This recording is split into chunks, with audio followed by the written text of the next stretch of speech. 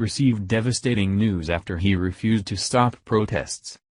It's been a month and a half since the start of the preseason for professional football began and the country got triple the dose of Colin Kaepernick's rhetoric he left behind with his career. Americans are sick with what we've been force-fed from these arrogant athletes since August 9. All that is coming to a crushing end for the NFL commissioner who didn't care what these players were doing and thought he was in full control of the NFL. While boycotting games certainly sends a message that hurts the ego of every overpaid player, it's not enough to stop them from continuing to push their divisive messages. The NFL commissioner has been preoccupied with renewing his contracts and ensuring he still gets his multi-million-dollar paycheck, that he didn't seem to want to rock the boat and risk it from happening. As the weeks went on and the protests got worse, Commissioner Roger Goodell got increasingly silent, it seemed. He had a passive approach to the problem from the start, telling fans to be patient with what players were trying to represent in these protests. That patience has long since run out and now major changes have just rocked Goodell's NFL. Perhaps Goodell thought that the backlash would never get this bad, but when it did, he still didn't do anything about it. Now, other people and every arrogant player who thought there were no consequences for their actions just got wrecked with how wrong they were. There's a lot of money to be made in the NFL and even more that can be lost if this public position is abused with offensive and constant promotion of controversial ideas. When viewers stop watching, fewer ads are being seen, and advertisers paying to promote an individual or an industry are realizing this is a bad investment for their brand. While players may not care about their image in this way, wise businesses do. After all, they didn't become successful enough to sponsor athletes and the NFL by making stupid decisions. A few sponsors have dropped players already, like a Denver Ford dealership did to Von Miller, and Air Academy Federal Credit Union did to Brandon Marshall, also of the Denver Broncos.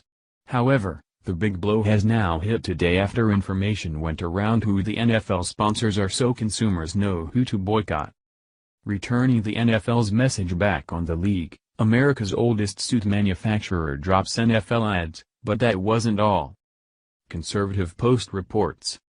Cleveland, Tennessee, businessman Alan Jones was proudly showing off his newly acquired Hardwick clothing brand suits by providing the wardrobe for NBC's on-air talent during the network's broadcasts of NFL football games. But after NFL players and coaches challenged President Donald Trump and many took a knee during the national anthem played before their games over the weekend, Jones said he is through sponsoring the wardrobes or advertising on stations that air the National Football League. Jones, the CEO of the payday lending chain Check Into Cash and owner of Hardwick Clothes, America's oldest suitmaker who is also an avid Trump supporter, tweeted his criticism of the entire NFL and cancellation plans on Tuesday.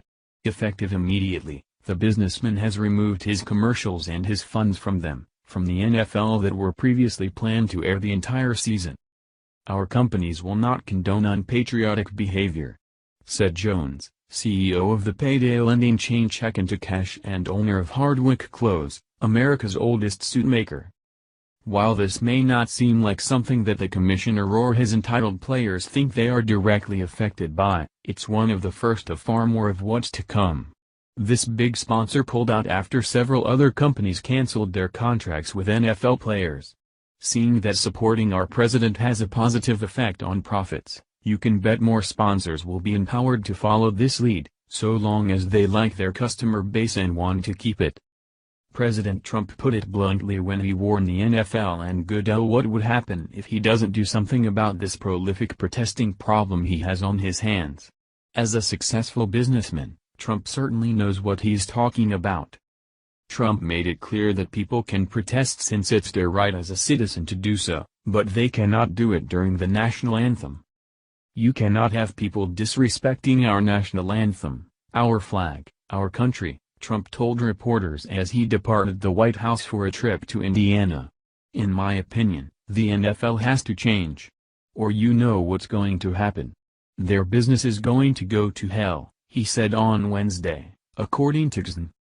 Since most coaches and even the NFL commissioner refuse to do anything about these protests, It's up to sponsors to really send a message to these players that counts. Thank you for watching this video. What do you think about this? Share this on Facebook and Twitter along with your comments.